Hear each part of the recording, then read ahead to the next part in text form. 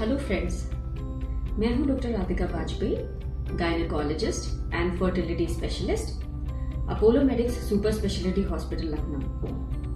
Friends, हमने अपने पिछले वीडियो में बात की थी कि जेनेटिक टेस्ट क्या होते हैं और उनको हम कब कब करवाने की सलाह देते हैं। आइए इस वीडियो में बात करते हैं कि जेनेटिक टेस्ट हम कैसे करते हैं या कैसे करवाते हैं। Genetic test specific genetic labs में भेजे जाते हैं और ये सारी लैब्स में जेनेटिक टेस्टिंग की सुविधा क्योंकि उपलब्ध नहीं होती और ये टेस्ट ऑब्वियसली थोड़े से ज्यादा कॉस्टली होते हैं। यदि कोई महिला या पुरुष कुछ स्पेसिफिक सिम्टम के साथ या कुछ बीमारी के साथ हमारे पास आते हैं तो हम उनको ब्लड सैंपल लेके टेस्टिंग के लिए भेजते हैं और इसके बाद रिपोर्ट के आधार पर फर्दर प्रोसेस डिस्कस किया जा सकता है।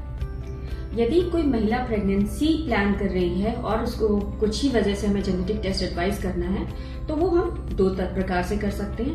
पहला होता है इन आईवीएफ प्रोसेस, जब हम एम्ब्रियो बनाने के बाद उसको जेनेटिक टेस्टिंग को सब्जेक्ट कर सकते हैं। इसको हम बोलते हैं pre implantation genetic testing. Embryo के कुछ सेल्स निकाल के उनको टेस्टिंग के लिए लैब में भेजा जा सकता है और इन सेल्स में हम क्रोमोसोम्स का नंबर टेस्ट कर सकते हैं, क्रोमोसोम्स के स्ट्रक्चर की गड़बड़ी को टेस्ट कर सकते हैं या फिर जीन्स के डिफेक्ट को भी टेस्ट किया जा सकता है।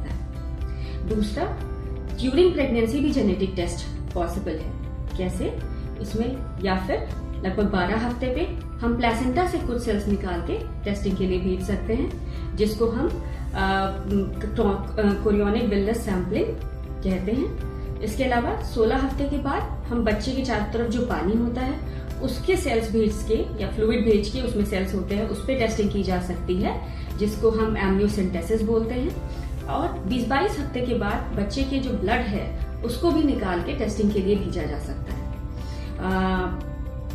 जिसको हम कोर्डोसेंटेसिस बोलते हैं। इसमें भी हम हर प्रकार की टेस्टिंग कर सकते हैं। इसको हम एंटीनेटल जेनेटिक टेस्टिंग बोल सकते हैं। तो उम्मीद करती हूँ ये जानकारी कुछ लोगों के लिए लाभदायक साबित होगी। यदि इससे रिलेटेड आपको कोई क्वेरीज हैं, आपको फर्दर इन्फॉर्मेशन चाहिए तो आप अपोलो मेडिक्स के आईवीएफ यूनिट में कंसल्ट कर सकते हैं। Thank you.